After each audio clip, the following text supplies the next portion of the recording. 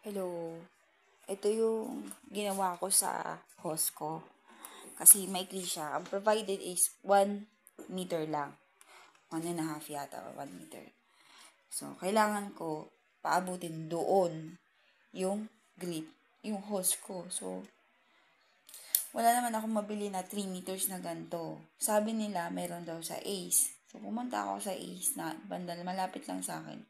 Wala naman. Ano lang, yung drain nila, hose na drain. So, ang naisip ko, habang nandun ako sa Ace, since wala akong nabiling hose talaga, ganito na lang. Bumili ako ng ganito, ng connectors. So, ito, sa taas, at saka, ito, magkaibang item yan. So, bibili mo silang separate. Ito, may kasama tong isa. So, 2 piraso sila. So, ito, ang ginawa ko, itong hose, sinod ko siya dito. Pinasok ko dun. Tapos, inipit ko nito. Yan. Inipit ko siya nito. Yan. Ni-screw ko maigi. Kasi kung hindi mo siya gagamitan nito, hindi mo siya gagamitan ng ganito, ng connectors, lalabas yung tubig. So, sayang yung tubig, di ba? Kung hindi naman lalabas, matatanggal siya dun sa connector. So, para humaba, kinabitan ko niyan. Tapos, ito, swak to dito. Kasya to dito eh. So, kukonect mo lang siya. Dito.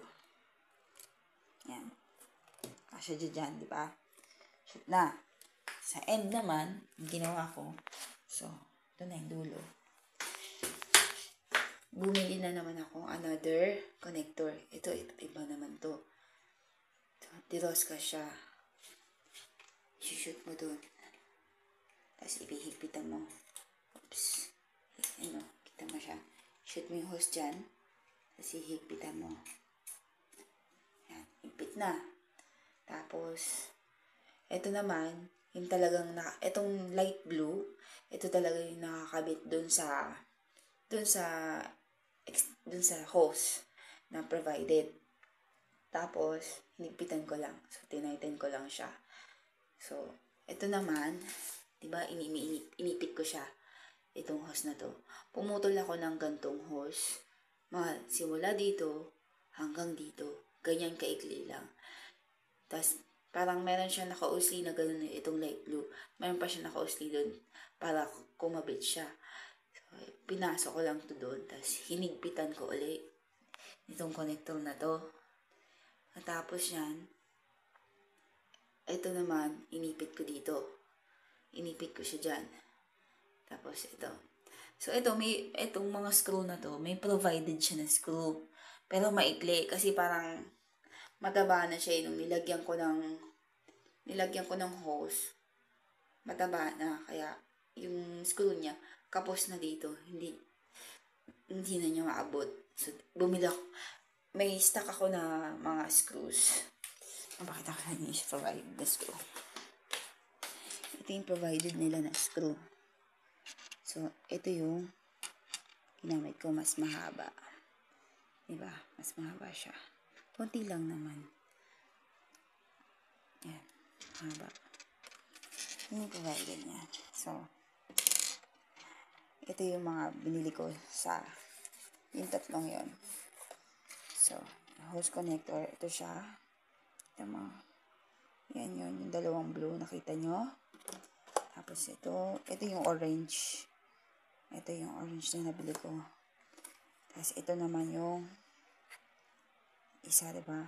Ayan o. Dalawa siya, diba? Hindi naman talaga siya dapat para dun sa washing machine. Pero it works. Hindi naman lumabas yung tubig. So, okay na rin, diba? So, ayan. Sa Ace Hardware ko lang sila nabili. Pwede na. Bye! Ay, ito pala. Ito yung nasa loob nito. Ito. Kasi meron siyang ganun. Pero, wala siyang gasket eh. Kaya, ayun, nakita mo yung gray. Gray sa gitna. Ito yan. Sinot ko dun sa sinubukan ko. Ngayon, hindi ko na siya maalis eh. Higpit eh. Pero, nung kinabit ko dun sa kabila, tumatapon yung tubig. Kaya, kasi wala siguro siyang gasket, tsaka maliit. Ayun. So, tatago ko na lang to kung magagamit ko pa sa susunod na iba. Yan lang. Bye!